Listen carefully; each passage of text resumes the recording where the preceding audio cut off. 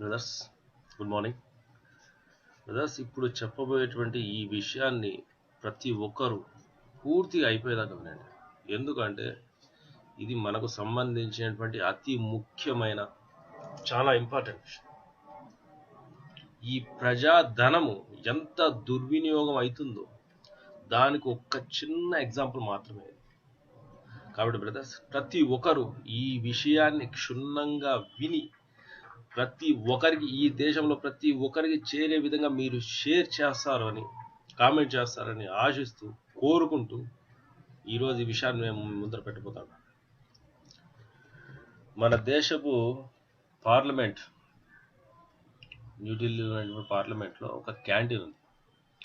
ఆ క్యాంటీన్లో ఉండేటువంటి రేట్లు మీకు ఇప్పుడు చెప్తాను.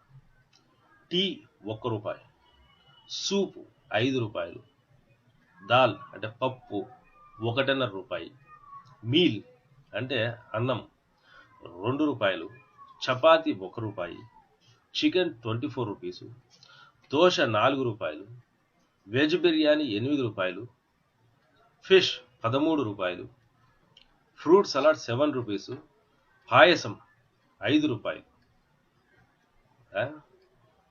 అంటే వీళ్ళకు ఎంత తక్కువ ధరలో ఇక్కడ వచ్చేసి భోజనాలు, టీలు కానీ, సూపులు కానీ ఇవన్నీ ప్రొవైడ్ చేస్తా ఉంటారు. అంటే ఇది ఒక సబ్సిడీలో మీకు ఇస్తా ఉంటారు. సబ్సిడీ కావాల్సింది ఎవరికి? బీద వాళ్ళకు, ఆర్థికంగా వెనకబడిన వాళ్ళకు, అభివృద్ధి రేఖకు దిగువన ఉండే వాళ్ళకు.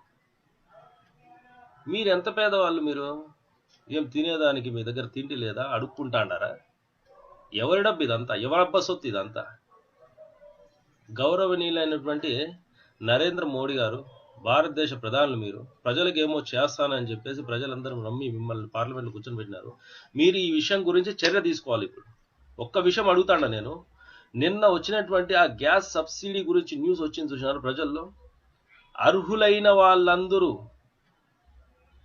మీరు డబ్బు ఉండి మార్కెట్లో కొనగలిగేటువంటి స్థితి ఉండి వచ్చేసి మీరు ఉన్నప్పుడు గ్యాస్ సబ్సిడీని వదులుకోండి అని మీరు చెప్తాండారు.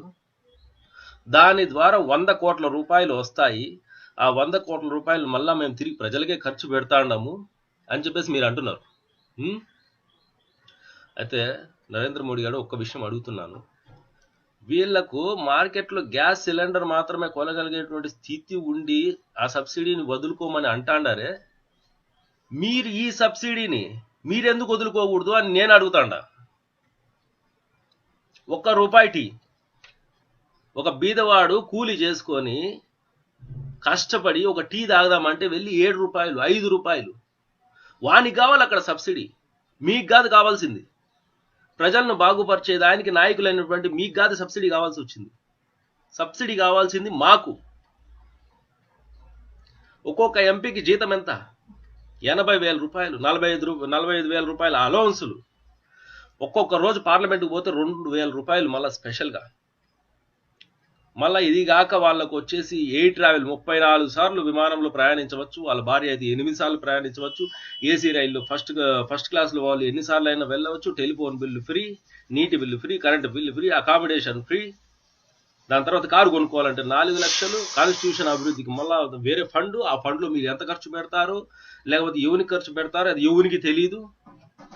ఎక్కడ పేదవాళ్ళయ్యా మీరు? ఎంత పేదవాళ్ళని మీకు సబ్సిడీ? మీకేమైనా తెల్ల కార్డు ఉండదా? కూలి చేసుకుంటా అన్నారా? మీకెందుకు ఈ సబ్సిడీలు?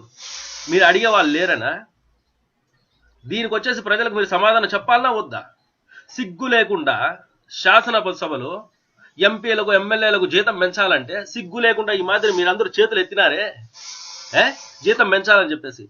ఆ బిల్లు ప్రవేశపెట్టినప్పుడు ప్రతిపక్షము, విపక్షము, స్వపక్షము, ఆ పార్టీ, ఈ పార్టీ, ఏ పార్టీ అని తేడా లేకుండా అందరూ సిగ్గు లేకుండా ఇట్లా చేతులు పైకి ఎత్తినారే. సిగ్గుండక్కర్లా మీకు? ప్రజలు ఇక్కడ ఎంత కష్టాలు పడతా అంటే వాళ్ళకి వచ్చేసి వాళ్ళకి ఏదైనా బిల్లు పెట్టినప్పుడు మీరు కొట్టుకొని చేస్తారు, కుర్చీలు ఇసుకుంటారు, ఒకరికొకరు చెప్పులు చూపించుకుంటారు. మీరు రౌడీలా? ఏ విధమైన నాయకులు మీరు? ఒక్కొక్క ఎంపీ పైన ప్రభుత్వము ఎంత ధనం వృధా చేస్తుంది. రాజ్యసభలో 230 పైన వచ్చేసి ఎంపీలు, ఈడ లోక్సభలో వచ్చేసి 545 మంది ఎంపీలు, మొత్తం 700 పైన ఎంపీలు చిలుకు. ఒక్కొక్కరి పైన ప్రభుత్వము దాదాపు 2 కోట్లు వాళ్ళ పర్సనల్ నిధులకు ఖర్చు పెడతా ఉంటే ఈ 214 దాదాపు 1500 కోట్లు, 1500 కోట్లు ఈ రోజు నిన్న మీరు ఆంధ్రప్రదేశ్ ఇచ్చినటువంటి రాజధాని నిర్మాణం కోసం ఎంగిల్ మెత్తులు ఇచ్చినారే 1500 కోట్లు, అది మీ సొంతానికే తగలబెట్టుకుంటున్నారు. ఇది ఉద్రేకం, ఆవేశం నుంచి వచ్చిన మాటలు కాదు, ఇది ఆవేశంలో నుంచి పుట్టినటువంటి ఆలోచన నుంచి వచ్చినటువంటి మాటలు.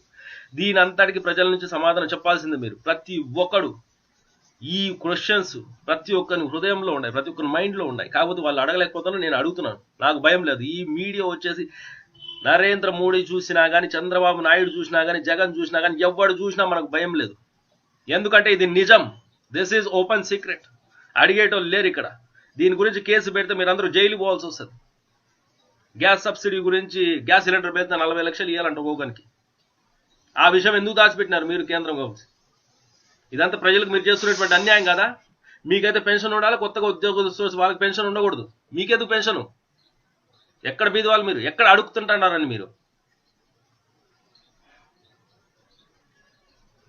100 కోట్ల రూపాయలు మీరు ఈ గ్యాస్ సబ్సిడీ నుంచి సేవింగ్ చేస్తారయ్యా, అది ప్రజలకు పెడతారు. మీరు పెట్టేటువంటి 1500 కోట్లలో నుంచి మీ ఖర్చులు తగ్గించుకొని, మీ ప్రయాణాలు తగ్గించుకొని, మీ టెలిఫోన్ బిల్లులు తగ్గించుకొని, మీ పెట్రోల్ ఖర్చులు తగ్గించుకొని, మీ దుబారా ఖర్చులన్నీ తగ్గించుకొని, వాటిలోంచి సగం డబ్బును సేవ్ చేసి ప్రజలు పెట్టినా అది 700 కోట్లు అవుతుంది. ప్రజల నుంచే వాళ్ళని పిండి వసూలు చేయాలని చూస్తుంటారే, మీరెందుకు ఖర్చులు తగ్గించుకోరు అని నేను అడుగుతున్నాను ఇక్కడ. బ్రదర్స్, మై డియర్ బ్రదర్స్, ఒక్కసారి బాగా ఆలోచించండి. మనం ప్రశ్నించనంత వరకు, మనం పరిష్కరించుకోనంత వరకు వీళ్ళ ఆటలు ఇదే విధంగా కొనసాగుతుంటాయి. వీళ్ళ ఆటలు ఈ విధంగా కొనసాగడానికి వీలు లేదు. కాబట్టి ఒక సరికొత్త రాజకీయానికి మనం శ్రీకారం చుడదాం. అదే youth party of India. Just come and join us. ఇట్లాంటి ఎన్నో ఇష్యూలు ఉన్నాయి. Tomorrow I will discuss about the state Andhra Pradesh issue. Be ready brothers. Jai Hind.